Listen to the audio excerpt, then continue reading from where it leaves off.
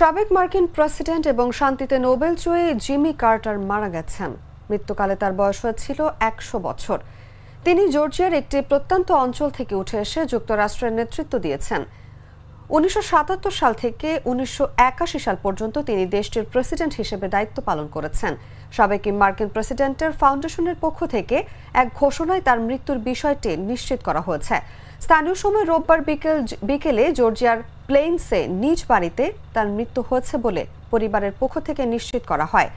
তার ছেলে তাকে একজন বীর বলে আখ্যায়িত করে বলেন, তিনি শুধু আমার কাছে নয়, শান্তি, মানবাধিকার এবং নিঃস্বার্থ প্রেমে বিশ্বাসী সকলের কাছেই তিনি একজন বীর।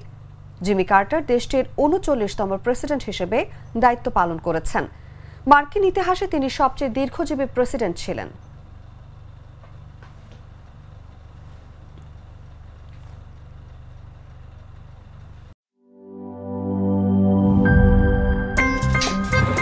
আমার একটা স্মার্ট সিদ্ধান্তে 25% গ্যাসের খরচ কমেছে। ভাবছেন কিভাবে?